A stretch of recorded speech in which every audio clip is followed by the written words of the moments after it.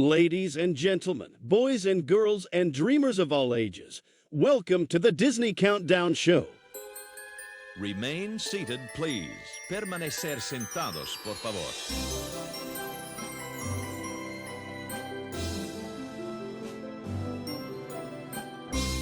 Welcome, everybody, to the show. Actually, I felt like this episode, we are doing part 2 of our favorite Disney sit-down restaurants. And I even was thinking before we opened the show, I was like, oh, if I introduce this episode, maybe I need to do it in like a restaurant review, like episode opening, like as if we were on like PBS, right? And I was like, oh, welcome everyone to another episode of the Disney Countdown Show, where we're about to count down our top 5 favorite Disney restaurants. And I'm joined by the host from the other coast, Megan, the magical millennial. How are you doing today, this evening?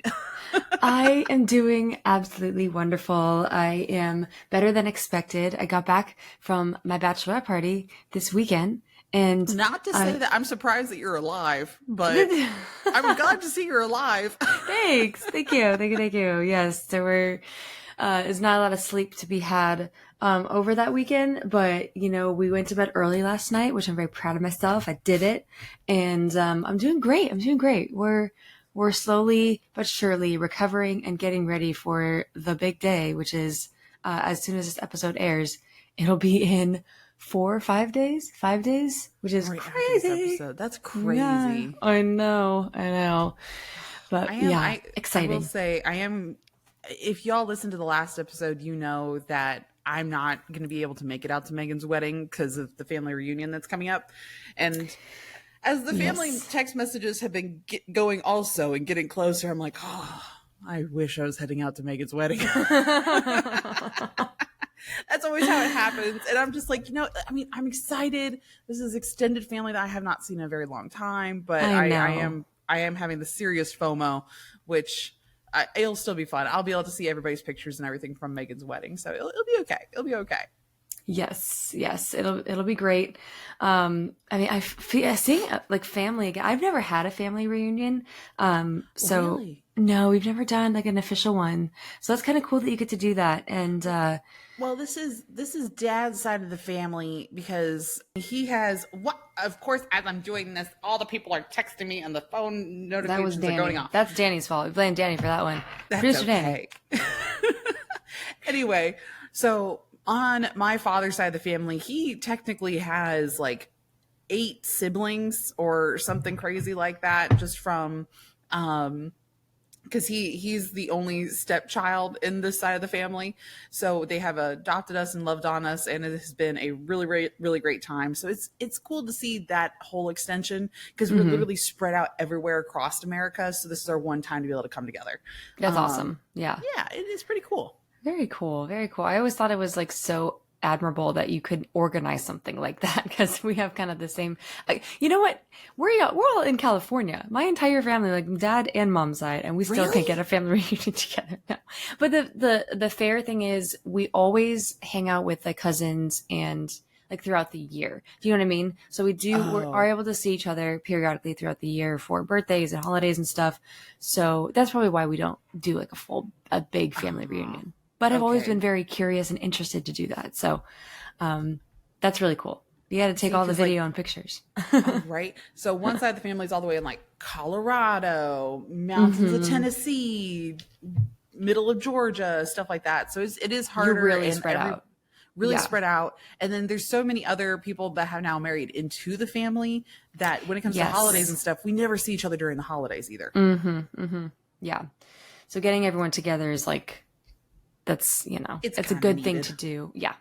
Yeah, exactly. So it'll be good. Good times. I'm already exhausted from the aunties asking, what do you do?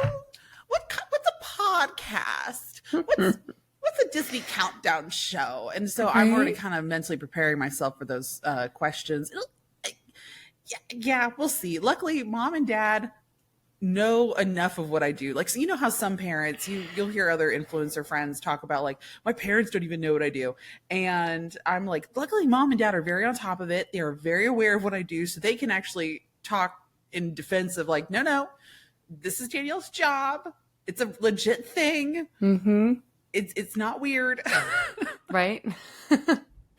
This is a thing. This is a full-time thing. People do this, and People do this. And speaking of doing this, Yeah. y'all, if you've been following us for a long time, make sure you're also following us over on the Instagram, TikTok, and Threads. This Disney Countdown Show, where like Emilio, who is one of our other producers and editors, has done a fantastic job on some of our last reels. And he's also going to be our game master today because Chris is on his vacation right now. So he's going to be coming in a little bit later into the episode. But he's been doing some really funny ones. The Star Wars one that was just posted with Meg not too long ago. Hilarious. So I good. loved that one. That Yeah. was good. That was great. And yes, and make sure that you're also following us on Pod Disney over on Twitter/X, which I feel like, honestly, we're more popping on Threads anyway. Like, go to Threads. Go to if you wanna do that. Threads. Yes, Threads is popping off. Yeah. It is. I like Threads better, honestly. Right. Yeah. I'm slowly getting used to it. I posted there for a good while, left it, and I'm slowly like trickling back into it. Only posting like one thing every once in a while. And we were talking to one of our friends, and they said that it actually helps your algorithm also by posting on Threads now for Meta. It does. Yes, they're really pushing it. So Which is crazy. They're just like, if you post on one, they're like, oh, then we'll give you some love on the other platforms. It's fine. And the other platforms also would be like youtube.com/Disney. Well, youtube.com/Countdown Network is where you can see our episodes. You can see Theater Countdown. You can see Christmas Countdown. All of these recordings, if you want to watch our faces and our facial expressions, you can watch over there on YouTube, or maybe you're watching right now over on Spotify because that's a new feature too. yeah. Oh yeah, which is really cool. Yeah. Yeah. And then of course we do have, we post a lot on there as well, personally. So thanks for following along. We do appreciate it. That's true. And again, the Dapper Danielle, the magical millennial _ for Miss Megan, in case you didn't know. But most of you do know, and we do appreciate it. So thank you so much for being here. Yes, thanks for commenting. Thanks for engaging. And of course, you can also engage with our podcast as well. We do have ratings and reviews. So you can do that on both platforms, on both the major platforms, Apple and Spotify, which is really cool. And We're still getting used to for the Spotify side. I know. We've had a few so far, which is great. But it is a way for us to get the show out there and for everyone else to learn that, hey, we have a podcast, which people are still learning about today. And that's fine. That's fine. We love talking about it. So we do have a few fan messages and reviews here, Danielle, if you'd like me to start us off. Yeah, go for it. Pretty fun here. So this is from Rebecca on Instagram. Of course, if you don't want to, or if you can't leave a review, don't want to leave a review, you can also DM us on Instagram. We do get a lot of messages and comments there as well. Pause, Megan. To those that are listening, again, make sure you are sending the reviews to the podcast Instagram page, not our personal Instagram pages, because y'all, me and Megan, it's okay. Because somebody messaged me, Megan, and they were like, hey, Danielle, Megan, I sent her a message and she never responded. I'm like, babe, it's only because I happened to approve your request months ago that you're even able to message me when I have like over 100 requests on the daily in the files. So don't message us directly because it's going to get lost in the abyss of all the spam and all the other weird stuff that we get on the daily. So make sure you're sending it to the Instagram page for Disney Countdown Show. Yes. Yes. And Megan can attest to that. I try so hard to get to all the messages. We do get a lot and it might get lost. So yes, that's a good point. Well, Send and it to you're getting Disney stuff, and then you're also getting like random wedding stuff too. Because as you talk about it, then the algorithm's like, oh, hey, we'll send her some other random messages that nobody needs. But yes. 100%. Yes, that has been happening a lot the last couple months. So yeah, Anyway. sorry if I don't get to your message. And that's fine. And that's why I want to make it clear to everybody that's listening. It's not that we don't care. It's just that we can't get to them. We just really can't. I'm trying. It's okay. Anyway, continue, babe. Yes, so we have our first fan message here from Rebecca on Instagram. She says, 5-star review. Hey, Danielle and Megan. I've been following Danielle on Instagram for a while, and then Megan popped up on my For You page, and I immediately started to follow her too. When I found out that you both had a podcast, I had to start listening, and I love it. Both your personalities bounce so well off each other, and I love that you always try to bring the happiness. I love the ratatouilles in the episode. They always make me laugh. As a girlie from the UK, I don't get to go to the parks as much as I like, and this podcast is a little Disney happiness every week to make me feel as if I am there. I'm going back to Walt Disney World in mid-September and hoping to meet Danielle in person and to get back to California again next year to see Megan. Thank you for putting the Disney magic in my week. Aw, Rebecca. So That's that so she might be sweet. here about the time that this episode's releasing. Maybe. Yeah. Yeah. Oh, hopefully I get to run into you. Like Rebecca. we said before in previous episodes, August and September are like peak times for our friends from the UK to be here. So we're so happy that you're here. And hopefully I get to run into you. We've been a lot of good friends from the UK here recently. Yeah, we have. That'd be awesome. This next one is from Connie on Instagram. Hi, Connie. Connie. Okay, and she says, okay, so I don't think a question on this week's Dis or Dat was fair. Ooh. Putting Alec Guinness against Ewan McGregor. There you go. Because Ewan has said in interviews that he did so much research into Alec when he was younger, long before he ever did Star Wars, and tried to play a young Obi-Wan as a young Alec. So picking Ewan is picking Alec. I mean, hey, that's a good ratatouille right there. That does make sense. It's true. Also, Danielle, okay, my kids love all the Lego Star Wars specials, especially the Life Day special. It's adorable. Thank you. Someone else agrees. You know, that's a good point. And that's actually true. I remember seeing a bunch of interviews when Ewan McGregor was like, yeah, he literally did so much research to get that role down. And so that is very fair.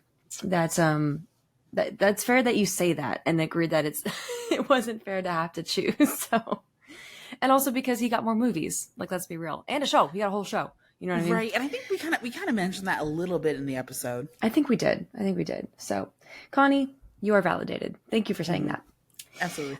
Yes. All right. This next one's from Mary on Instagram. And she says, I'm a recent listener. Love both of you and your relationship is so funny. Love the countdowns. I think a Disney Channel show countdown would be cool to have a special guest for that. For sure. We did do a Disney Channel show countdown. I believe that was one of our last ones in season 3. And that one, we didn't have a special guest for that one, did we? No, we did. No, we did. Wait, we did. Yeah, we had it was Rachel. Channel. Who? It was Rachel. Well, it was. That's right. Because she said Bluey, and she said did. Mickey Mouse Clubhouse. She had a lot of Disney Junior shows on there because of her kids. Yes, right. She watches a lot with her kids. So yes, we actually did. If you would love to go back to season 3 and do a little replay, that was actually our last 2 episodes, our season finales for season 3 with Rachel Potter, who is the beautiful voice behind Journey to Fantasy Springs over in Disney Sea in Tokyo. And will probably be the new voice coming to whatever nighttime parade Disney World will be getting here very, very soon, because that's what was hinted at D23. And she popped up on stage and we all were like, oh my goodness, it's Rachel! But okay, well, welcome, Mary. Thank you for being a new listener either way. And we're happy that you're here. Yeah, thanks, Mary. All right, so we have another one here, and this one's from Becky, also on Instagram. Becky with the good hair says, hello, Megan and Danielle. I've been a fan of each of you since before the Countdown podcast, so tuning in was no brainer.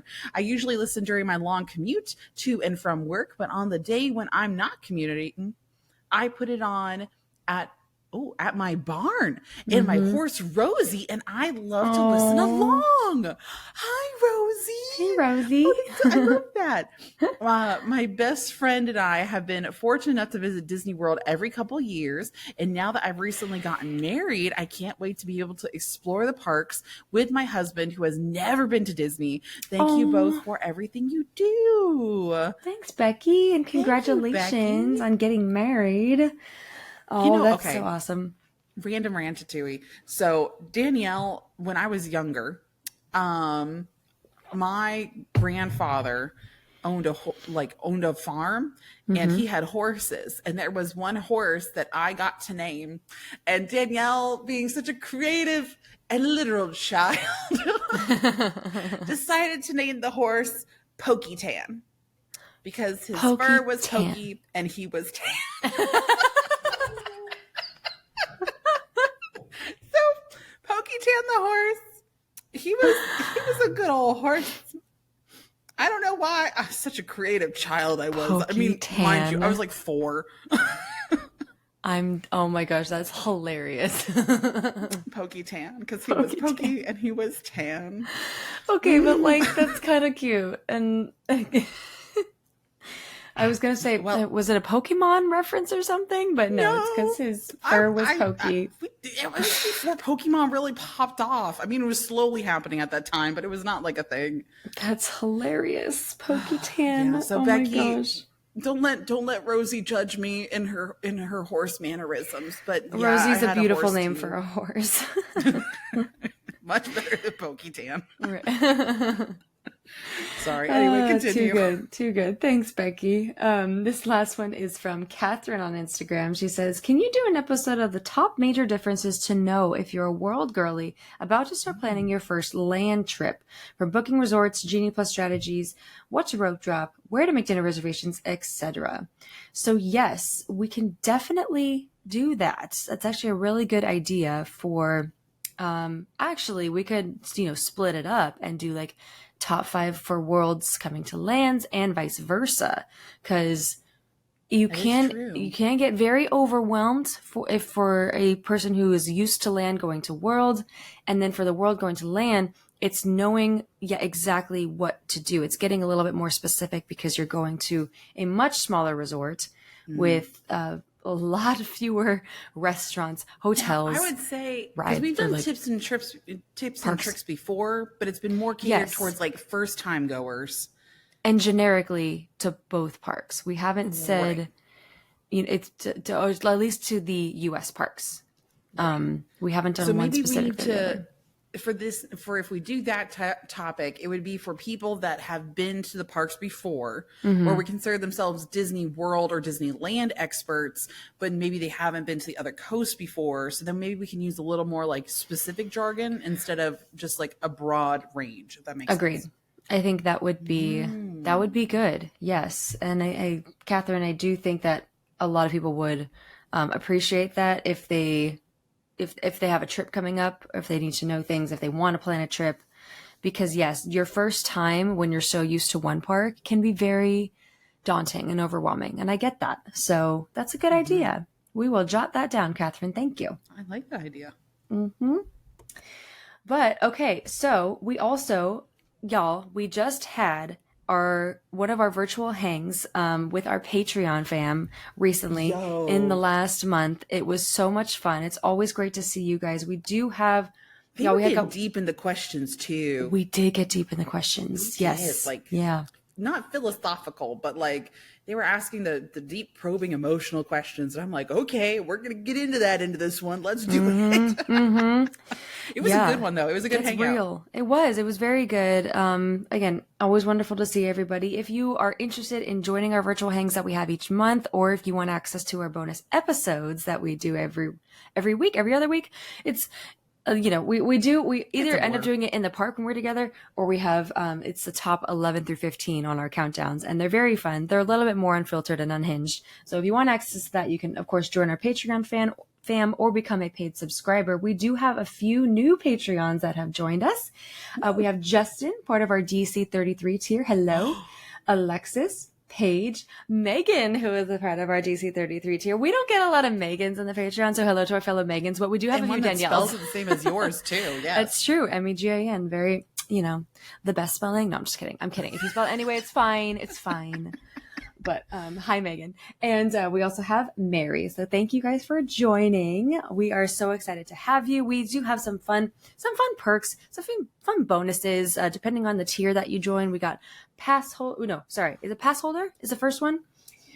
Or pass holder is the middle one. Pass holder is the middle one. Excuse We me. have park hopper. Park hopper, pass holder, and DC33. All the different levels of the Disney clubs. Mm-hmm. What? Mm-hmm. And we even have a few people and in the live actually, chat right now watching us record. So hello, everybody, again. Hi, fam. Hi. And we also do like giveaways and a ton of other stuff depending on the tier level. And we actually, I got to message Danny about that. I have stuff that we can give away too, like a Pooh Bear Loungefly bag and stuff. Man, how do you message him? We do got some fun giveaways every month. That's right. Emilio, remind me to message Danny as a pass. I'm like telling him like, hey Siri, can you remind me to message Danny? No, actually, don't do that, Siri. No, stop. I was talking to Emilio. Oh man. Okay. Anyway, so yeah, it's a good time over there. Mm-hmm. But yes, so thank y'all for being here. We really appreciate it. We will have a bonus episode for this countdown that we're currently doing as well. So stay tuned for that. But yes, Danielle, oh man, I haven't been to the parks lately. And I wish I had more. I wish I had more news for you. I've been a little occupied. I will say, and it will be over by the time this episode airs. I am running the Halloween half marathon this weekend.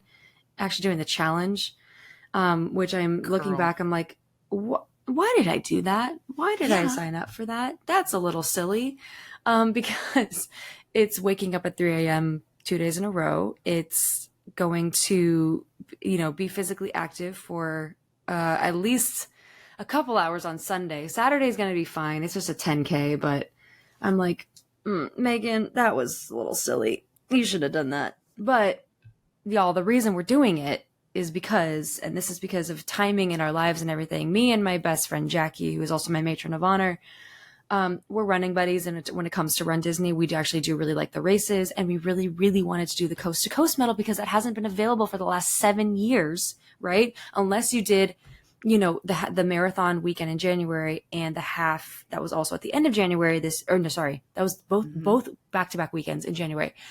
And I didn't really want to do that. So we decided quick turnaround on that one. At least here, there's a little bit of a break. Right. And we have done the Dopey Challenge before, right? So Jackie and I did it in 2022. That almost ended my life. I got so sick for a full month after that. It was totally by accident. No, totally by accident. And so I was like, nah, I don't want to go back for that. So we decided to do Coast to Coast for Halloween at Disneyland and then Wine and Dine in November. And it's also because it's like really spread out, right? We don't have to go back-to-back weekends.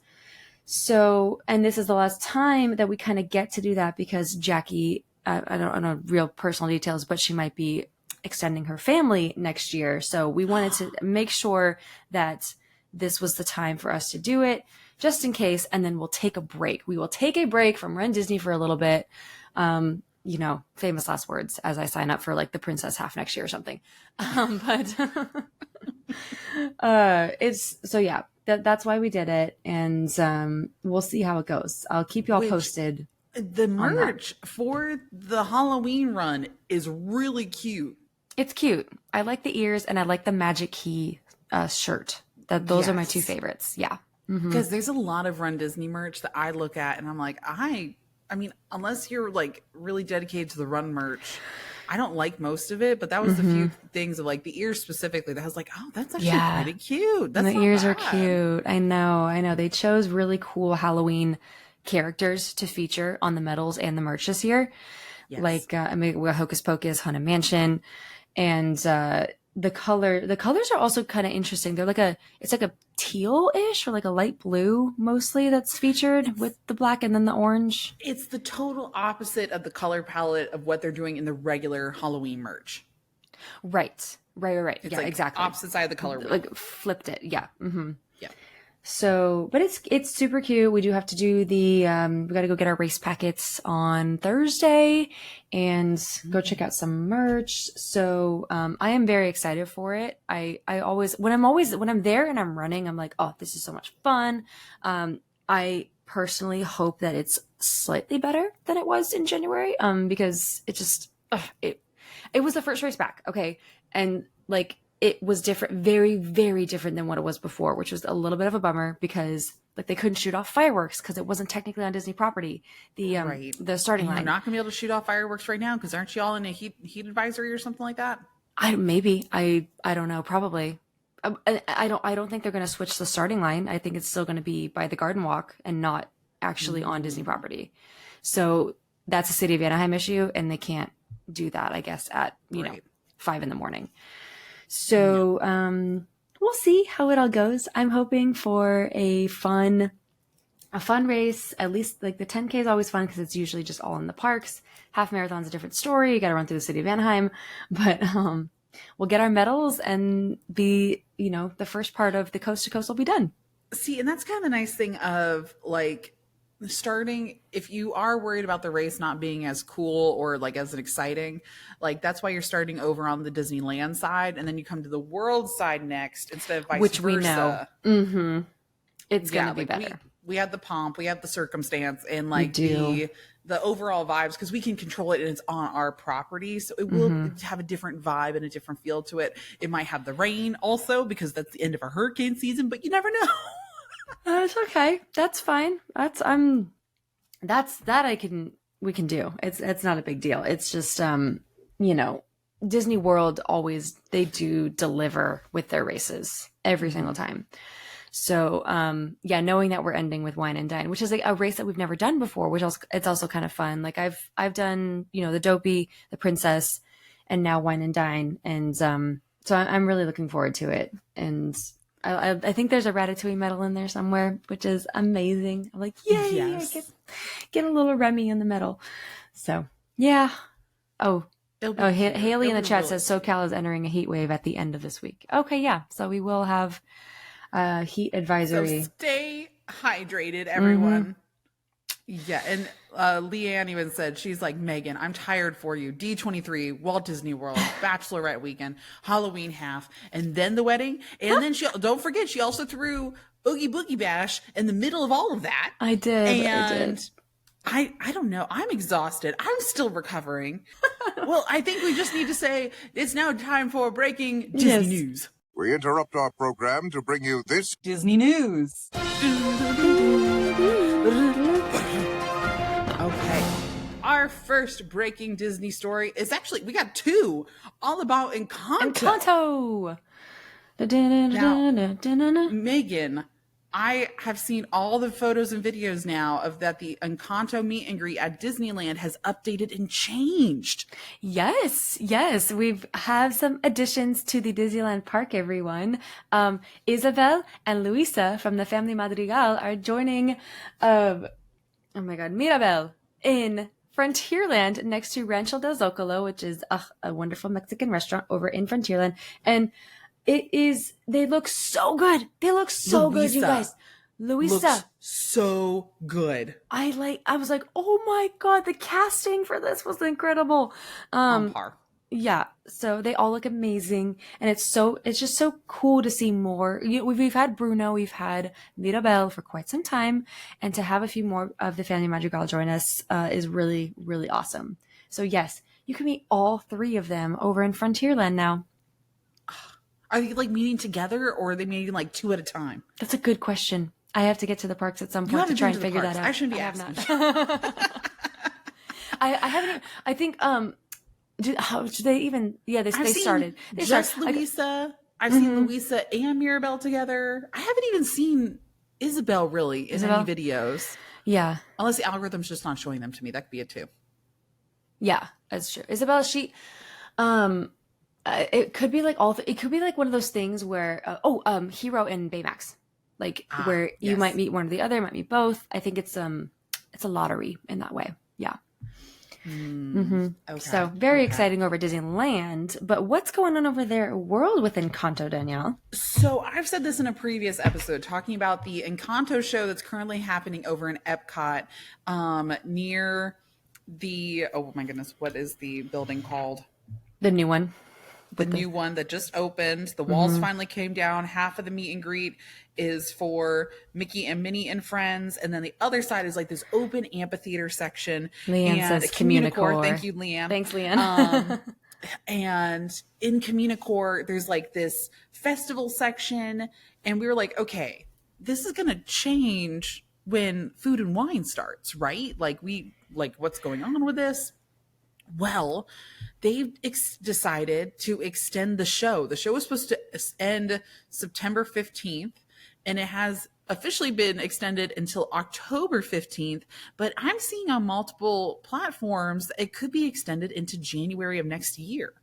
Oh, that's fun. You get it. Which is, it's a very cute show. Mirabelle and Bruno come out for a hot second. A lot of it's like a half dance show, half sing along, and it's a lot of fun. Some really, really great videos out of this show. And I think the overall guest reception is great, but a lot of people have not been able to experience it because this show has been happening in Florida's peak summertime in the middle of the day when it's downpouring. Right. And a lot of shows have been canceled or pushed back. And I think this is like, they're like, no, we want more people to experience this. So we're going to get it a little bit further away from Florida's midsummer torrential downpours. And so hopefully more of y'all will be able to experience it and see it. Yeah, that's awesome. I would love to see it. I completely missed it when I was over there. So that'd be really cool to see. I didn't even know. Well, to be fair, when y'all were here, we were running around like chickens. We didn't have time to do nothing. We were busy the whole time. That's true. No downtime for shows, except for Country Bear Jamboree, of course. Priorities. We got our priorities straight. We cared more about the bears than about the Encantos. I'm sure it's amazing though, and that's so cool that they've decided to extend it. I love that. We love when entertainment sticks around. That's awesome. Yes. Yeah. We also had outfit reveals for Christmas or the holidays at Disneyland, which was really exciting, which starts November 15th. And our producer, Danny, left a little note, guys, saying, because of course, Danny is the a co-host of the Christmas Countdown show, which is our sister show. And he says, why does the holiday season only get 1.5 months while spooky season gets 2.5? We demand justice for the holiday season. Well, Danny, you can blame whoever made our current calendar for that, because let's be real. August there's nothing happening in August. Okay. Nothing goes on. We need something to look forward to. Faster. We really what do. It is. Everyone wants the pumpkin spice. Everyone wants the fall feel, the leaves to change, the weather to stop getting so dang hot, right? We are so looking forward to, I don't think it's even like the Halloween. I think it's the holiday season is what we are inching towards. And wait is what it is. And after 4th of July, what is there, everybody? When's Arbor Day? I don't even know what is the rest of the July. What is August? It's just summer. And that is why summer is my least favorite season, because I'm like, what do I look forward to? Huh? It's Halloween. We don't have reasons to dress up. If anything, we're having to take off clothes because we're sweating too much, and we can't wear cute outfits because everything runs and just gets sweaty and disgusting. I need autumn, and what's the first holiday in autumn? Halloween. Yeah, so that's why, producer Danny, I'm sorry. And then of course you would literally only have November and December for the holidays. So again, to be fair though, okay, so over in Disneyland Christmas, if y'all did not know, when we're talking about the outfit reveals, if you're Disney World or listening to this and you have no idea what we're talking about, Disneyland has changed the top, like the Fab Five Plus. So Mickey, Minnie, Goofy, Donald, Clarabelle, Chip and Dale are all, the past couple years, they have been getting brand new Christmas outfits and different themes every year. Yeah. We don't get that here in Disney World. I know. That's a locals And park thing. I'm bitter about it. I say it every single season whenever this happens. And so the theme this year is all themed around like the elf workshop and like letters to Santa. Mm-hmm. And so like Minnie Mouse has like paper and pen on her. Mm-hmm. Mickey kind of looks like he has little stamps and like envelopes on him. And then Clarabelle, though. Clarabelle, Miss our Queen Clarabelle. Clarabelle. She looks like a postmaster. She has the double-breasted buttons and like Yep. she has the cute little cape action and the little like hat and everything, and she has this like a mail pouch and it has the letters in it, and I'm like I She does would, look like a postmaster now that I'm. doesn't she looks so cute. She's hidden back there, and I was like zoom enhance whenever the photo released, and I was like screenshotting and taking pictures. She's so cute. Oh gosh, it is really making me think of like, oh, maybe I can figure out how to do a last minute trip to Disneyland, like maybe right when this starts. But y'all stuff doesn't start until November 15th, where ours starts like November 8th. I think technically is our very first party, or November 5th. You are at least a week before us, if not a little more. Yeah. And it's throwing me off because the only time I'm available is like the second week in November, and the stuff would not have even started by that point. Mm-hmm. Yeah. You can tell I'm frustrated. I know. I'm sorry. Okay. Yeah, the outfits are really stinking cute. I love the color schemes, and like it's so different than what we've had in previous years. They went a whole different route. Right. And I love it. Where last year's matched the merchandise. Yes. Yeah, it did. And that was really cute. Like Daisy and again Clarabelle looked so cute. They were wearing like a teal and like white little puffy stuffs around them, and they looked so cute. You can see I'm very passionate about this. But he matched them a lot of the merchandise that released also, like on the Spirit jersey. But that makes me wonder if we're gonna have more merch that matches this holiday outfit too. I don't know. Maybe we did get a glimpse of that as well. It's cute. I like it this year. Yeah. So we'll see how it looks all in person pretty soon. That's coming true. Up in they released the holiday merch during Halloween last year, and I think that's going to be the case again this year. Oh yeah. So we'll see in a little over a month, y'all. And then we have a next story. So Coco Jones, which she performed this, I think, at D23. But she released a reimagined song, which is Almost There, from Disney's Princess and the Frog. And Coco Jones is like, seriously, she's so stunning, and her voice is incredible. I love this version of Almost There that she did. And it is part of a new campaign that they're doing and I totally forgot the name of the campaign, Danielle. Of course, I'm going to look this up again. So give me 1 second. It's a new princess campaign where they are... they are reimagining princess songs for this. Oh. And I think this is the first one, if not one of the first ones. I would say Disney Music's been doing that a lot here recently because they have the pop punk versions of classic songs. All the songs, which I'm not angry about. That album has been popping so far. I know. Yeah. With the Powerline one. Eye to Eye is so good. That one's good too. I don't know. I like the Kiss the Girl one that we used for the video we posted on Instagram. That was so good. Yes. Was that Bowling for Soup? Was it Bowling for Soup? Would make sense. I loved Bowling for Soup when I was younger, so it would be very, very fitting if it was. So good. And they did the Phineas and Ferb song, didn't they? Oh yeah, they did the Phineas and Ferb song. The Phineas and Ferb. Yep. So yeah, super cool. I want to get the name. I can't open it because I signed out of everything. You can't open it. Let me open it up right now. Your computer's being too finicky. You're not allowed to open it up. Please, no ads. Don't open it. I do not want you to play. Okay, let me see. It's right here. Pause for a second. Hang on. Timeless Disney princess songs throughout the Create Your World campaign. Create Your World. Thank you. Stay tuned for more announcements. So this is just by the time this episode releases, Princess Week has already finished by like a couple of weeks. And around this time, they always announce something of like, this is the new Princess campaign going forward for the next year. So obviously the next thing is Create Your World, which I think is interesting. So yeah, it's Coco Jones' version of Almost There. It's part of the ongoing collaboration with musical artists in varying genres to reimagine timeless Disney princess songs. So more to come. This is, when did she sing this one? Was it at the Legends Award? I think so. Yes. See, the one No, time not Legends. Sorry, not Legends. It was the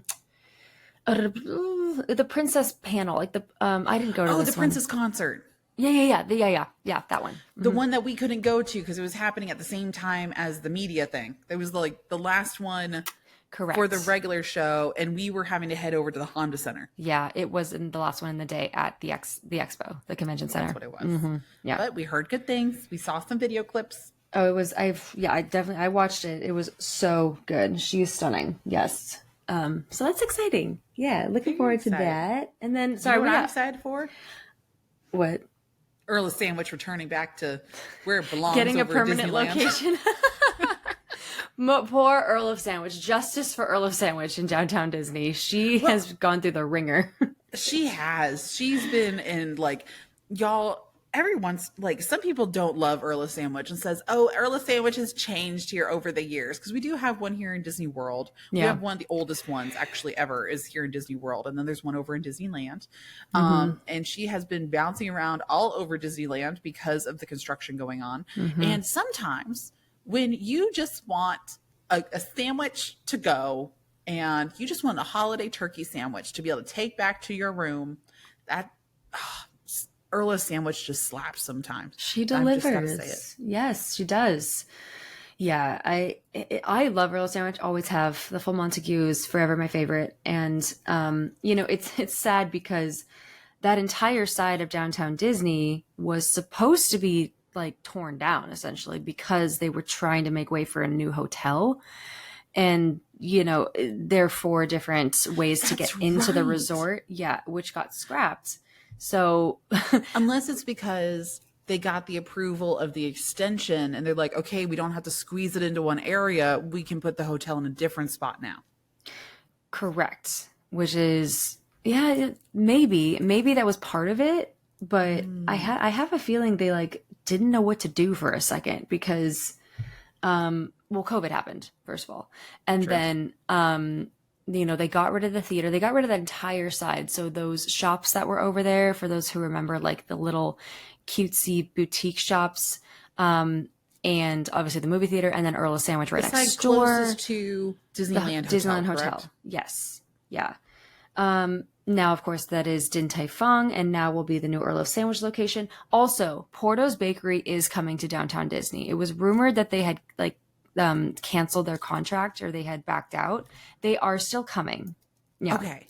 Mm-hmm. They're coming in. It's just been a delayed open. It has been delayed. Yes, that's correct. It's kind of like the cake bake shop here in the boardwalk. Like finally, they're supposed to be opening, and they've started hiring people. Yes, but we still don't have an opening date exactly. No, and nor do I don't think we know where it's gonna go. Steffi in our comment section saying where Tortilla Joe's was. It's possible it could go there. I think that makes sense. Or maybe it's gonna go where Earl of Sandwich is hiding out right now. It could, where La Brea Bakery was before that. Right. Yeah. Also true. So they'll kick them out, then do the remodel, and then get them going. Yeah. Yeah. But poor Earl of Sandwich has just like bounced back and forth between honestly downtown Disney locations. So yes. And so there's a ton of other new stuff coming. There's like the D-Lander shop, which is to feature stylish new collections. Which will be a Disney owned and operated shop. Isn't this just an updated version of the dress shop? Yes, it is. But it's supposed to, it says here, the D-Land shop aims to be a destination where guests can explore the latest trends and find unique pieces that resonate with the spirit of Disneyland and the local culture. So it's dress shop and Vault 55 or whatever it was that was over there that I love so much, combined. I mean, yeah, the aesthetic's cute on the outside. The concept art's really cute. I mean, if it actually turns out like that, that's gonna be awesome. You guys are also getting a Avengers Reserve, an all new shop, store. which is kind of just like an extended version of our Avengers store that we have here in Disney Springs. That's exactly what I thought when I saw it. I was like, oh, that's just the spring store right put over here. But yeah. y'all will be allowed to have more merchandise than we do. That's true because yes, we have I guess all of Marvel. Yeah, so everything that's basically in your Avengers campus can be also in the same location. Yeah. Yes, it can. That's pretty cool. Which makes sense. They've had the Star Wars store over there for the longest time. I guess they did need a Marvel store as well. That makes sense. Yes. There's also the new steakhouse that's coming and barbecue restaurant from Michelin-starred Chef Joe Isidori. I think is his name. Mm-hmm. I might have butchered that. But so there's, again, some really cool stuff coming. We're excited to see it. My stomach is very excited next time I go over there to Disneyland because it usually already is. And it'll be good. It'll be really good. Be really good. Yes. Very exciting stuff coming over to the West Coast. And I was speaking of food and stuff. Danielle, did you see the sign for our Hungry Bear Barbecue Jamboree? Is that? No. I think she's up. We did see the art for it, and honestly, I mean it's pretty standard, but it's official. It's Hungry Bear Barbecue Jamboree. So I'm so excited. Looking forward to that. Yes, I'm glad that they kept the Hungry Bear. I would have had trouble calling it like Country Bear or something. So I'm glad because the Hungry Bear is obviously what we called it before. So I'm glad they at least kept that, and now we get some barbecue in that location. But anyways, that is up. So that's exciting. And Danielle, I would be remiss, and I should have just brought this up before. I'd be remiss because we promised people that we would talk about this story that happened on our last day in Walt Disney World with Danny and I, our producer Danny. Oh, yeah. You guys, you were alluding to this in the bonus episode and in our virtual hang. And Danny's like, don't say anything. Don't say anything. And now I'm going to talk about it while he's not here. He's not even listening. But I want to talk about this because, we've had a lot of Disneyland news in the last week, but there is some Disney World stuff that we learned recently. And it's because, okay, first of all, you guys, our producer, Danny, I don't know what he did in a past life or what kind of aura or energy he puts out into the universe, but there are things that have happened to him in his lifetime that you couldn't write or make up or write. Right. And we can get into that another time. He's had so many cool things happen to him just based on circumstance and like being in a situation where it's like, I don't even know, again, I don't know what you're putting out there, but the universe is like, here you go. It's weird stuff. Have a crazy, here's a crazy situation that you're going to like remember the rest of your life. And he's had multiple of those, right? So we're at Epcot. I got the virtual queue and the lightning lane for Guardians. I was like, we're going to do Guardians twice before we leave. Our flight's at 4 p.m. We are going to go on Guardians twice that day. So we went to Epcot, did Guardians. The first song we got, I think, was like, I Ran by Flock of Seagulls. And then, but he's never gotten September. So I was like, okay, it's fine. We're going to do it again. We'll go to our lightning lane. And, we were like manifesting September and all that. And while we were in line, we were like, or he said, he asked a question, like, what do you think inspired this ride? Like, do you think Space Mountain was an inspiration for this attraction? And I'm like, I can see that ish, but I'm like, Guardians is its own thing. I feel like they just took all the Guardians, or the Xandarian architecture and just put it into this ride and they made it, that's what they, kind of did with it.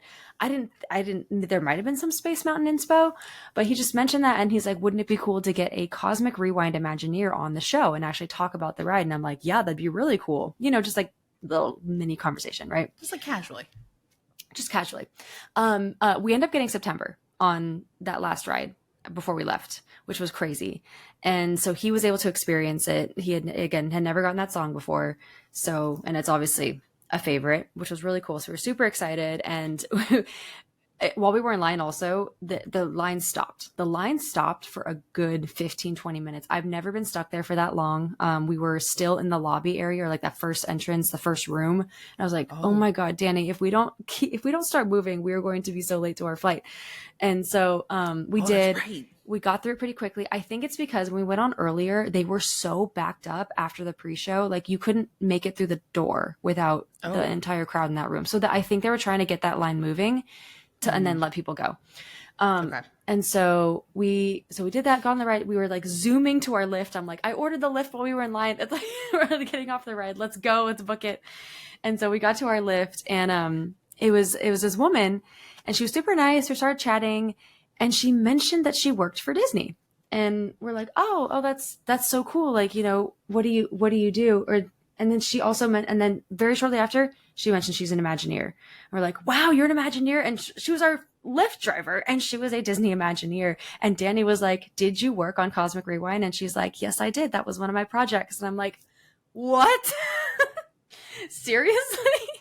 How? Okay, so we went from literally 15 minutes before that being like, wouldn't it be cool if we had an Imagineer on the podcast that worked on Cosmic Rewind, to it being our Lyft driver who worked on Cosmic Rewind. And I was just like, wait, no, what? No. And then subsequently he asked, like, was Space Mountain inspiration for that ride? And she's like, yeah, it was. And I'm like, what in the world is happening right now? So, so we got to talking to her. She was super sweet, told us a little bit more about the backstory of Cosmic Rewind, and then was like, yeah, I have some other projects coming up. I actually got assigned to the new Indiana Jones attraction in the Tropical Americas part of Animal Kingdom. And so she's going to be working on Indiana Jones.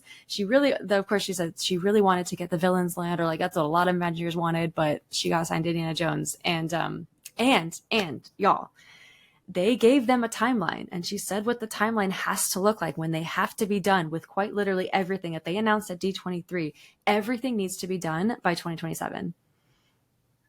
But we were saying that. We were kind of guesstimating. Yeah. But that's literally, that's in 2.5 years. That is, to me, that's crazy to have everything done. Like literally all of it that they announced. Universal said, we give you one whole park in less than 5. You better step up and do what you want to do. Yeah. And get your lands, get your rides done. Yeah, that's true. Yeah. Get your stuff together. Oh. Yeah. And so it was just this like crazy, like, again, I feel like if Danny says it or manifests it, it's going to happen. He has that kind of like, has had weirder things happen to him, and we've just been along for the ride on some of them, and it's been crazy. True. Yeah. Leanne in the chat's like, his dad was a Dapper Dan. He's made of magic. He literally is. Yeah. That's true. He was born with it. Yeah. Wow. So I was just sitting there like, what is happening right now? How was our Lyft driver an Imagineer who worked on Cosmic Rewind? That's just like, what? But she's very excited to get working on Indiana Jones, which I'm really excited to see, because yes, it is going to be a different story than Temple of the Forbidden Eye. So yes, we'll see in 2 years, y'all. All right. Yeah. So that was our story. So much for the story, Megan. Oh, I'm glad sure. you kind of waited for the bigger episode for that one. I think that's cool. I had to just and again, I'm just astounded by that, and astounded by like things that happened to Danny. I always have been, though. He's told me stories, and I'm like, dude, what? And he'll tell us stories every once in a while on the Patreon hangout too. When he's there, he'll say some of them too, and we're just like, okay, my guy. All right. Like, of course that happened to you. Of course, yeah. So anyway, that was our fun story from the last day of Walt Disney World. But I think now it's time, Danielle, to get into our game, and I think we're bringing back the wheel for this one. Is that correct? Yes. We're going to bring in a different game master today. It's going to be our friend Emilio. And he is going to be helping us with the Wheel of Destiny. And because we've been talking a lot, so we're going to have to get through this game pretty quick. That's true. We got to get to our countdown. Yeah, we do. Hey, everyone. Let's get to a game. Hey, Emilio. This is so weird. I'm like never here for this. Right, exactly. That's what I was just about to say, is that we don't usually get to see you all the time. So when you're here, we're just like, hey, it's Emilio. How you doing? He's the guy that does, like I said earlier in the episode, does all of our creative edits for the videos and the media side of everything. And then Chris is our audio producer that does a lot of the other splicing and everything in between. So Emilio and Chris work hand in hand together for a lot of stuff. Yes. And it's great. He's incredible. They're both incredible. Yeah, thank you. So Yeah. today, as you guys mentioned, we're going to do Wheel of Destiny. How about we do, one spin for each of you guys, and Yes. we'll have some fun. That sounds good. Let's do it. All right. Now, if y'all are new here, whenever we do the Wheel of Destiny, it is a this or is it a dis or dat? Yes. Oh, so do we? No, it's or are isn't we it doing underrated, overrated, perfectly rated? Isn't that what we do? Yeah, so overrated, underrated, perfectly rated. Yes. Yes. There we go. Okay, we're ready. We're ready. All right. Who would like to go first? I will go first. All right. Do it. You ready to spin? Spoon, spoon.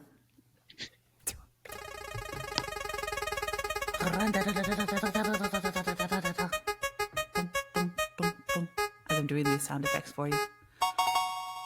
Ooh, single rider lines. Ooh. Too bad we don't have a lot of them here in Disney World, so I can't really give a good fair comparison of them. But I would say they are perfectly rated for single rider lines. I think they are very much needed on some attractions, and we don't have a lot of them here at Disney World. It's going to be more like a Rock and Roller Coaster has one. Who else has one here? They were testing it out for Rise of the Resistance. There's the Smuggler's Expedition Run Everest. one, which is okay. Everest does have one also, yes. So the ones that we do have it for, I think if you are like, if it's me and Megan going to the park and I'm like, Megan, I ain't gonna ride with you, and she's like, fine, deuces, and then heads on out over to the single rider line. She gets through much, much quicker, and I think it's great. However, it is overrated when you have a party of like 27 kids decide that they want to go through the single rider line instead of riding together, and that kind of defeats the purpose of it. Right. Yeah, single rider lines are definitely more prevalent over here in Disneyland. We have so many in California Adventure. Only a few these days in Disneyland. We got Matterhorn, Smuggler's, Space, and was that it? We used to have one for Splash. We might have one for Tiana's. I don't know. Probably not for a while. And we used to have one for Indy. And yeah, it's I use it a lot. I think it is perfectly rated because yes, you do get those groups of like the larger groups that decide they want to go to the single rider line because they think it's going to be faster. When in reality, if there's a few of those, it actually makes it quite slow. Right. But I think it's great to have. I think it's great for efficiency in terms of loading, making sure all the vehicles are completely full. And yeah, especially for like they have so many of them in DCA. They have one for Soarin', Grizzly, Web Slingers. The only one they're kind of missing is Racers, Incredicoaster. The only one they're really missing is Guardians. I think they could add one eventually, but it'd be a little tough to maneuver with that line currently. So yeah, I love it. I use it all the time. I think it's great. But I do think it is perfectly rated in that sense. So yes, if it's used for its intended purpose. Right. Big fan over here of single rider. Test Track used to have one, and I love that one. We'll see if that returns. I know. I don't know, man. I'm getting nervous. I haven't seen or heard any mumblings going on over there at Test Track, and I'm just like, you still doing good? Are we still moving forward? How you doing over there? Yeah. Just me knocking on the wall, and some random Imagineer or some construction guy, probably named Ted, opens up the door, creaks open, and he's like, he doesn't actually work for Disney. He's the day labor hire, and he's like, who are you? And I'm like, I'm just checking up on you. How you doing? That's literally going to be me. That's good. All right. That's a good one. Love All right, it. you ready, Megan? I'm ready. Spin.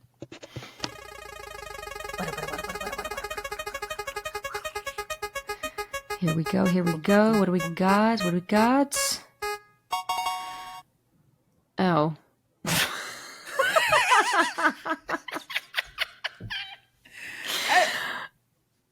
I Okay. think we might might have talked about this in a very early episode. We did. Why do I feel like we did talk about this? Or maybe it was in a bonus episode or something like that. Maybe that we talked about this. Can I spin again? Well, okay. Just to let everybody know, it landed on Vinylmations.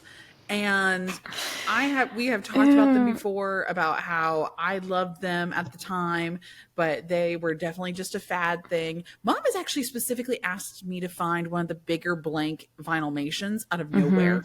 And she wants to use it for an art project. So actually, thank you. Oh, great. Thank you, Wheel of Destiny, for reminding me that I need to find that for my mother. So actually, let me make a note of that. Yeah, yes, that's nice. Spend one more time for me, Megan.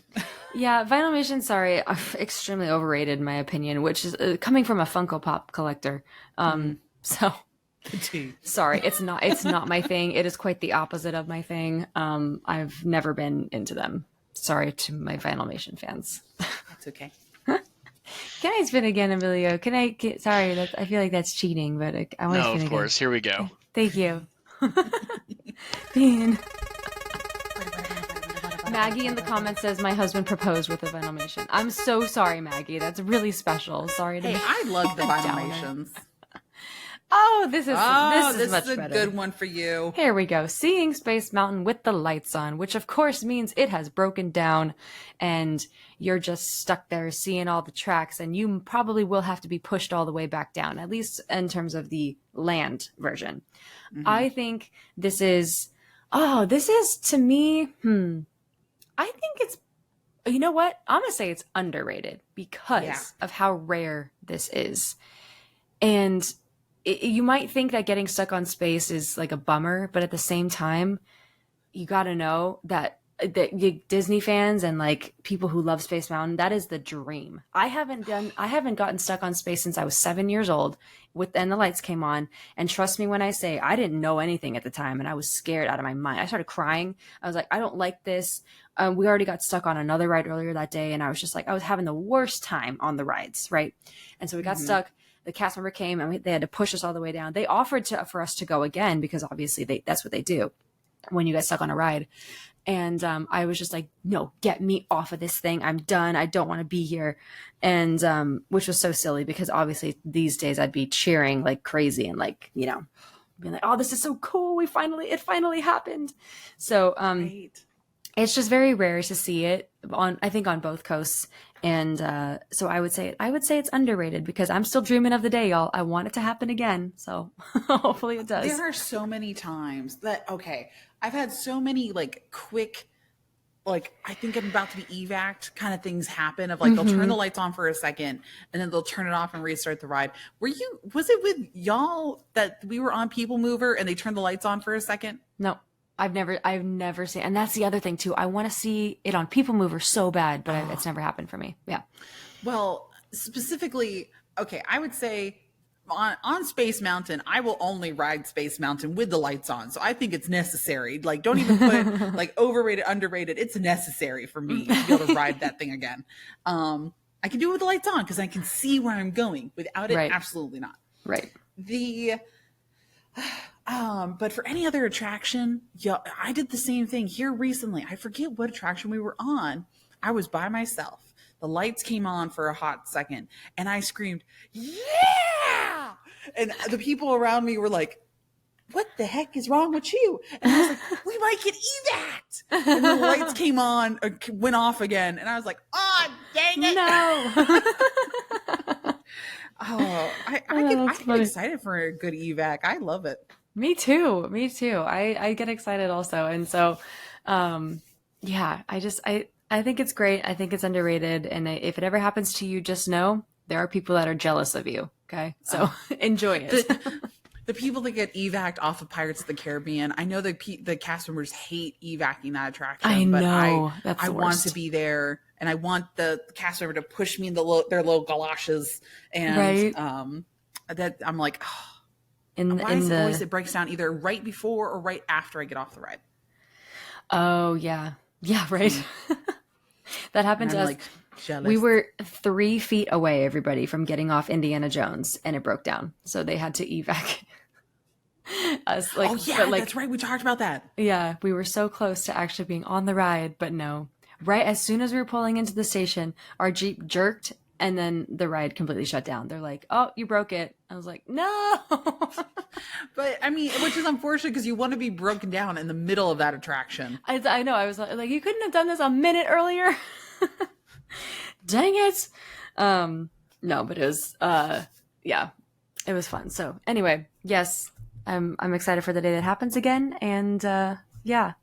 Thank you, Emilio, happen eventually. for Thank the you, Wheel of Emilio, for being our Destiny. game master today. We appreciate it. Yeah, Of course. Thank you guys for allowing me to take Chris's place for the day. absolutely. Did a great job. Awesome. All right. Well, that was a good game. Just a quick little Wheel of Destiny, but we need to go ahead and get into our countdown. Now, y'all, before we start talking about these food items, this is your warning and reminder that if you are hungry as you're listening to this episode, this is your time to pause, get a snacky snack, and then come back and listen to the rest of this episode, because this episode might make you hungry here as we wrap up here at the end. Probably. I'm already hungry just looking at my list. I know, right? I didn't have my breakfast yet. Oh, Oops. same. So so after this, it'll make us hungry, and then we'll go eat our lunch real quick. I think that's what we're Agreed. gonna have to do. Agreed. That sounds great. Okay. Well, Danielle, would you like to recap your 6 through 10? And then Yes, we'll our go ahead and 6 say your number 5. Yes. Okay. So starting off with my number 10, it was Olivia's Cafe over at Old Key West Resort. Mm-hmm. Number 9 was Cafe Orleans over at Disneyland. Mm-hmm. Number 8 was Liberty Tree Tavern, which about them green beans, y'all. That was How really about them good. green beans? Speaking of which, these green beans. So that was number 8. Number 7 was Steakhouse 71, which I did go yesterday, and that was pretty good. Y'all don't Nice. forget, you can go to the lounge side. Lounge has their full menu, and they are allowing the stack burger also now for dinner time. Nice. And then number 6 was Skipper's Canteen, which we also greatly enjoyed last time we were there. Yes, we did. And my number 5, we're going back over to Disneyland, and it's going to be Carnation Cafe. Nice. Because Nice. sometimes you just want to sit on Main Street vibes in Disneyland and just take it all in. It's true.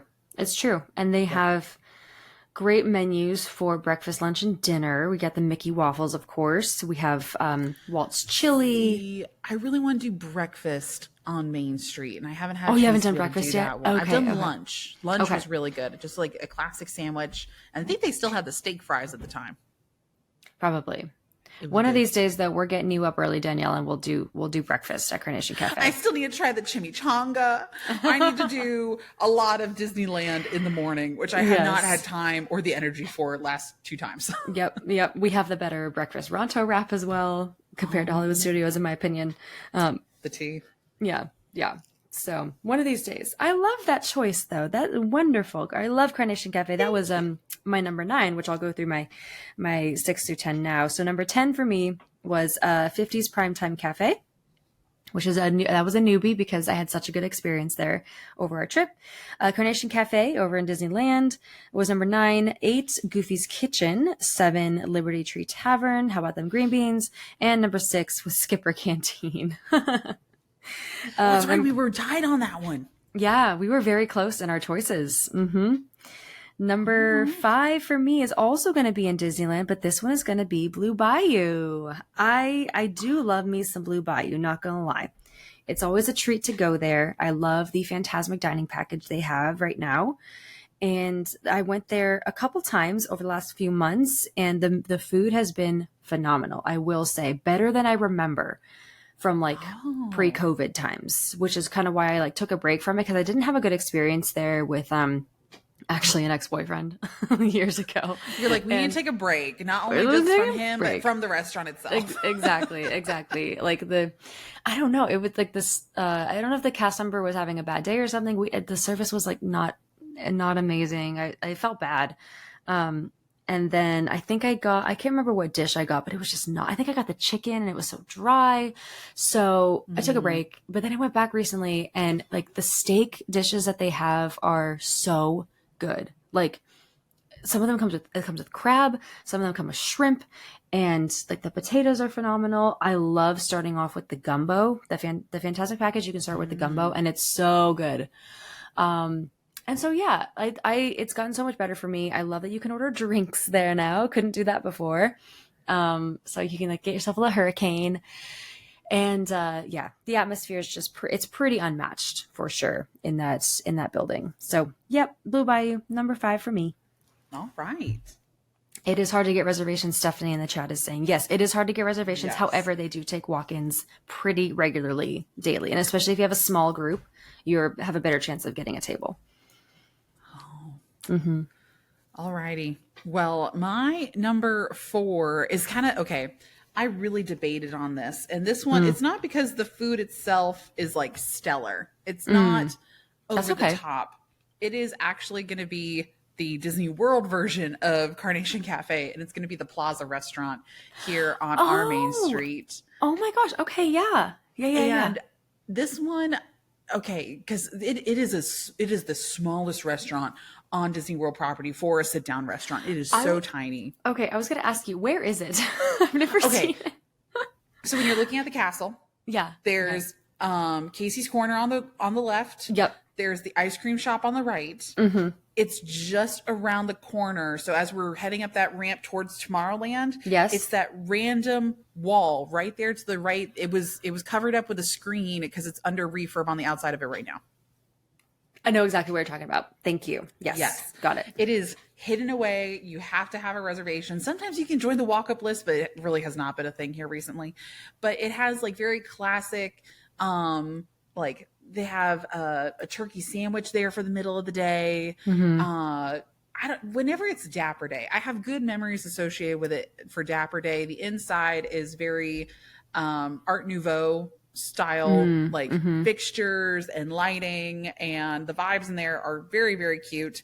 However, I will complain, and y'all, if you know somebody in Disney restaurant life, I understand and know that the coordinators wear those ugly brown khaki outfits, but when your waiters and waitresses look so cute in their outfits, that's a whole it's like the tealy color and the creams, you literally look like a schmear in the middle of all of them. And we need to update your costume, or you need to be allowed to look like a leader or something like that. Just don't be wearing the schmear in the middle of the teals, and it's killing me. So that's my one setback, but the vibes are still there for the Plaza.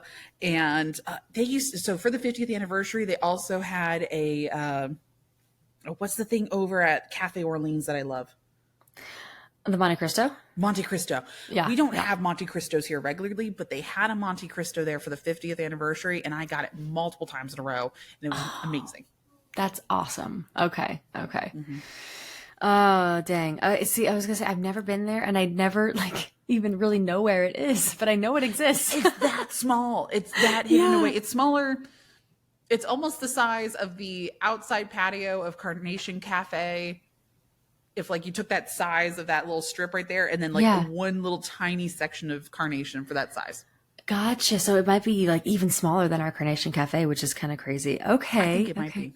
Interesting. Oh, I got to go and search it out when I'm there next. Cause I didn't even know what kind of food they served just there. Right in the middle of the downpour in Magic Kingdom, it is a great spot to be in. Just hidden right in there. You're watching everybody else struggle busing as they pass by the windows, and you're like, "Ha ha, you peasants!" As you sip your milkshake. It's great. That's good to know. Okay. I'm gonna have to try it at some point. Yeah. Nice. That's a good choice, Danielle. Okay. All right. So my number 4 is going to be in a Disneyland hotel, and this is actually at the Grand Californian. It's going to be Storytellers Cafe. See, I've seen fantastic things. I've heard fantastic things, but I have not been in the Grand Californian Hotel in years. Mm-hmm. Since I was a child, and everybody's the food's great in there. I haven't been back in there. It is really, really good for a Disney buffet. It's fantastic. So, and what's nice about Storytellers Cafe is that yes, they do have character dining. I think just for breakfast, I'm pretty sure. And then they have just the regular buffet style for dinner, and the food is like kind of great. Like they have all the fixings. They got, you can have your prime rib, you can have your salmon. They have really good. I think they have So is it more elevated compared to like Goofy's Kitchen? slightly, yeah. Okay. Because it's all like adult food. They don't really have too many kids options. You know what I mean? Goofy's Kitchen has multiple kids stations, right? Like 2 huge ones back to back. This is all like just good, solid. They have a mixture of like salads and like sides and proteins and stuff. And it's very, very good, high quality, or it's high quality as you can get at a Disney resort. But, we had a great time there last time we went. I was there with family, and the vibes in there are awesome. The cast members are great. It's a huge restaurant. It extends like a lot in that hotel. Right. And it's just if you ever need a place to go, it's kind of always available, which is nice. So if you ever want like good food, or you're fine with the fixed price, for each person, it's good. It's a good option. So yeah. Right. Storytellers at 4 for me. Oh, that's pretty good. Thanks. Well, moving on to number 3 for me, and I think you've experienced this restaurant, I believe, too. This is over at Animal Kingdom Lodge. It's going to be Sanaa. Oh, yes. But I haven't experienced it since 2014, so I need to go back. I haven't done it recently. I know. It is so much better. I hear such good things. I know. I got to go back. My ex-roommate actually is now part of their culinary team for the bakery side, and she works on the desserts there daily, and they updated them recently. Y'all, they are so good. There's a giraffe cake there that like the outside looks like a giraffe and looks very bougie, very fancy. And it was good. It was delicious. Nice. And every time I go, like we've ended up going there actually for like Christmas Eve and Christmas Day, or I think it was Christmas Eve dinner last time with the family, because we don't like doing, well, you end up being turkeyed out, after doing it for so many years. Right. So my family does like to go and try different, like something with a little more flavor, a little more zest. And we went to Sanaa, was it 2 years ago now? And my brother loved it. He became hooked on that restaurant. And so it's definitely a family favorite. We love it. Nice. I really, really want to go back. I hear like just fantastic things all around from everyone. And of course, Animal Kingdom Lodge is my favorite hotel. The bread service. Oh my gosh. Yeah. And they come out with a flight of the little sauces and jams. So you get to try it all on the bread. Oh, it's so good. I love that. Okay. It's happening soon, y'all. I'm very lucky to stay there for the wine and dine weekend. So I'm going back to Sanaa for sure. Yeah. That's happening. Carb up on that bread service. Oh, yeah. That's awesome. Oh, good choices. All right. So my number 3, man, I went Disneyland a lot. It's going to be Carthay Circle over in California Adventure. Now, it's funny because if you asked me 4 years ago if I would have chosen this one, I would be like, no, absolutely not. We had the food there for my birthday. I think it was 2019, was so mid that I'd be like, this is a high quality Disney restaurant. Like seriously, like this is the one people go to in DCA. But I went there recently, actually multiple times, and the food every single time has been outstanding. And when I tell you that the little bao buns that they serve in the lounge area are some of the best food like items I've ever tried in Disney, oh my gosh, I look forward to those every single time. If you ever get a chance to go to the lounge, you take a little break, order the bao buns and maybe a little drinky drink if that's your, fits your fancy. And tell you it's like the best thing you'll ever have. It's so good. And they brought back their prefix menu for lunch. We had that recently too. It was excellent. Definitely get the bread. The shrimp was incredible. And the pasta. Oh my God, we got the pasta. And I think it was like a carbonara kind of situation with like that white sauce, Oh my gosh. I took one bite of that thing and I'm like, what is in here? That's nuts. Megan's it was so delicious. I was literally drooling. Sorry, I haven't had breakfast, y'all, and I'm talking about food and I'm getting really excited. it's fantastic. And it wasn't a bad price for the prefix. I think it was like 50 something dollars per adult, which I'm like, dang, okay, that's not too bad. You get We just appetizer, over at entree, and Liberty Tree dessert. that we just did what, 60? Was that what it was? Yeah, It was about that much for the family style. So for a prefix, they're doing like appetizer, main, Entree and dessert. dessert. That's not bad. Yeah. So I was like, dang. Oh, and that's like one of the highest tier restaurants in the resort. So, yeah. And again, the atmosphere, the vibes. Danielle, I don't know, have you been inside Carthay Circle in DCA? I was supposed to go last time, not this last trip, but the time before, and it just was not in the cards, and we ended up not being able to go. And I'm like, God, dang it! So I was next gonna say, time, and next time that we is on gotta the top go. of the list. Yeah, because I think as a Disney historian yourself, I think you would really gosh. enjoy the vibes in there and the pictures and and like the nods to Disney's history, because obviously Carthay Circle is the theater in which Snow White premiered. So, Right. lots of different hidden details in there that I think you'd really like. So, yeah, we got to go back when you come back. And you're like, oh, twist my arm. Let's go again, just because Danielle's in town. Oh, I'll make the reservation. You let me know the day. right. Oh, I'm gonna say, Yeah. like, it's making me want to come over for the holiday season even more so. Carthay Circle, Oh, St. that'd be Clarabelle, great. it's all Oh the my vibe. gosh, the vibes. Yes. Yeah, we got to do it. Okay. Number 2. All right, number already. 2. No one should be surprised by this one. This is if you can get a reservation. And sometimes when you're in the park and you just want like classic burgers and fries, and you want park food or soda shop food, is going to be at Beaches and Cream over at the Beach Club. We almost took Megan and Danny to this restaurant last time we were here, should've and we done ended it. up I know. doing. Yeah. It didn't work out in our schedule. We I were running around know. too much. So that's the next one I got to take y'all to, and we got to try the kitchen sink. Yes. Which, if y'all see, it is a giant bowl. It looks like a kitchen sink. It has a faucet and everything. And they take it to the table. It's so much ice cream, like 5 or 6 people can eat it.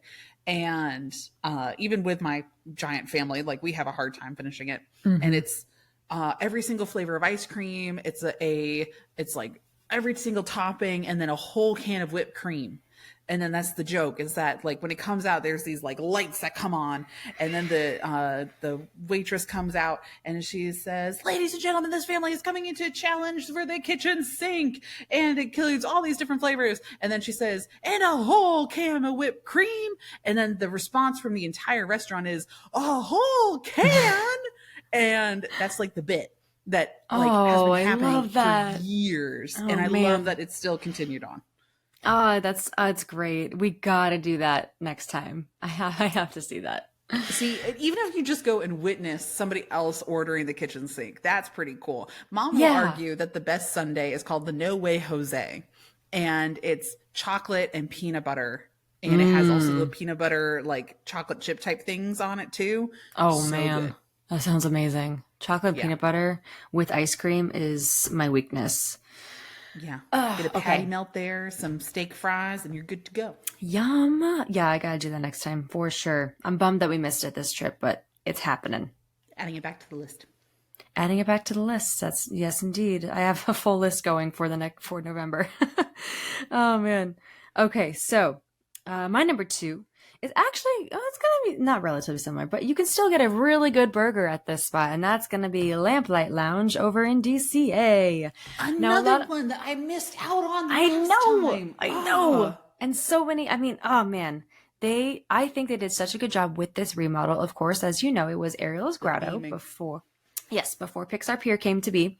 And so they changed it, and man, are the little details the cutest ever. They have like basically every single Pixar film, and the art behind those films there, and it's just adorable. They have, the wall of Pixar balls in the little booth and that table. You do have the private room as well, if you're lucky enough to get that with your group. It's kind of a luck of the draw. You can't even request it. It's just if they have it open and you have, I guess, a relatively larger group, that does kind of help your chances. But yes, you can get the secret vault and go have an experience in there. I've been very fortunate to be there with a group one time, and super fun. And then, it's just like you can go to the outdoor area, go to the nice comfy chairs. You can watch World of Color from there.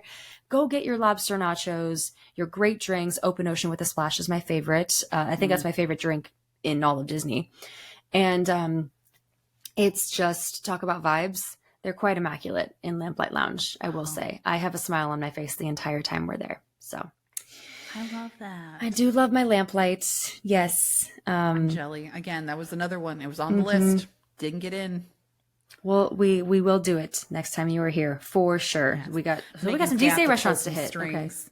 And she'll go to people that she knows and be like, hey, Dapper Danielle has not been to this restaurant yet. You just got to let her in. Just let her in. And I'm like, okay, please.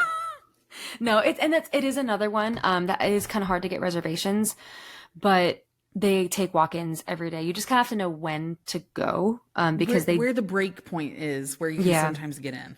Exactly. They do close it for a little bit between lunch and dinner. And then, but like at the start of dinner, if you walk up and you have a party of 2 or 3, oh my gosh, you're basically guaranteed a table if it's not like a major holiday or something. So yeah. Little secret, Disney secret.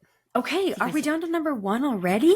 We are. So again, thank you all so much for listening this far into the episode. We really, really appreciate you. Yes, and thank you so you. much for sticking around. Make sure you tune into our bonus episodes. And if you have not listened to the previous weeks, or go back and listen to the episode that we did about the Star Wars countdown with Magic with Meg, go back and listen to that episode also. That one was a fun one. We did a fun one, yeah. And I say we go ahead and jump right on into it. Let's see it. What's your number 1? Number 1 might surprise some people. Oh, It's going to be Ale and Compass. oh, Ale okay. and Compass is over at the Yacht Club Resort, which is behind Epcot. And Ale and Compass for the longest time was a place that like I snoozed on.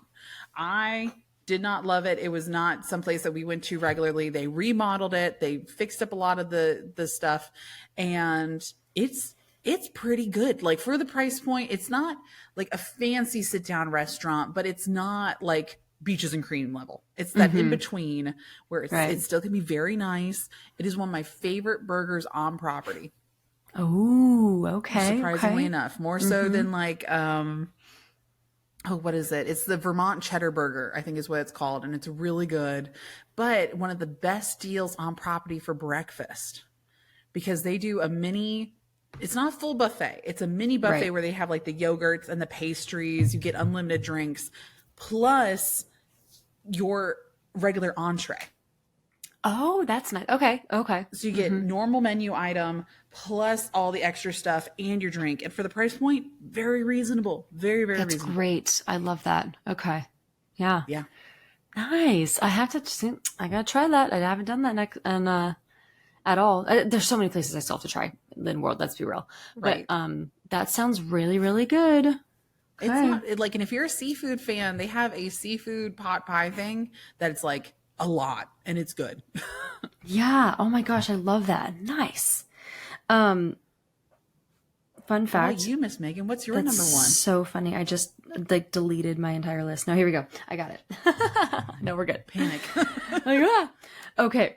My number 1, I think this will come as a surprise to no one because I feel like I do talk about this one quite a bit. This is going to be Cafe Orleans in New Orleans Square in Disneyland. Yes. And that was my number 9. I know. I am a huge Cafe Orleans fan. Yes, over Blue Bayou. Yes, over Lamplights because, number 1, the Monte Cristo sandwich.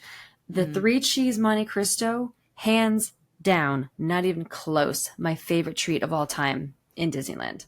And then if you sit out there in the evening, you get the outside patio. It's not as expensive as Blue Bayou. It's that nice in between. It's great. Exactly. And I did like the old menu where you would get 4 pieces of the Monte Cristo and then you'd have to order the pommes frites on the side or as your appetizer. Now it actually comes with the sandwich. It's actually kind of nice to have because I really didn't need 4 pieces of Monte Cristo. It is a heavy sandwich, y'all, for those who haven't tried it. Yeah, it's a very heavy sandwich. So it's nice to have like both. You get the best of both worlds. You get your jam, you dip the sandwich in the jam, and it's just, it's next level. And like having it like a Diet Coke, or if you like a mint julep, with it. It's simply phenomenal. They had a salad recently that was like oh my gosh. It was a fruit and a cheese salad. I think it was burrata. They had prosciutto with some, I think, peaches. Oh my gosh. Talk about one of my favorite combinations ever. I don't know if it's still there. I haven't been there in a hot second, but yeah, it was so good. And I mean, it's just, the vibes are great. And I have such good memories there. We always go there for special occasions. Like Jackie and I, back in the day, that would be our spot to go after a race. We would do that because we earned our Monte Cristo for sure. And yeah, it's just a good time. So Cafe Orleans, near and dear to my heart, is at number 1. Very good. I love our list, Megan. I think this was too. a good little balance, a little bit of Disney World, a little bit of Disneyland. True. And maybe, I don't know, we're going to have to get into the bonus episode because I know some people were waiting to see if certain ones made it onto our list. Maybe you'll make it into the bonus episode because there's some that I know some people are like, wait, what about this one? Mine too. Reasons why it didn't make it into my top 10. Same. So we'll have to break those down in the bonus. So until next time, we will see y'all around. Yeah, we'll see you very, very soon. And I hope you have a very magical day. And night-night, sleep tight, dream of churros tonight. I am so hungry right now. I'm so hungry. Oh my God, my stomach, it like hurts. See, we're going to have to, for the bonus episode, we'll have to make sure we eat beforehand so that way we can function. We'll be good. True, actually. I'm like salivating right now.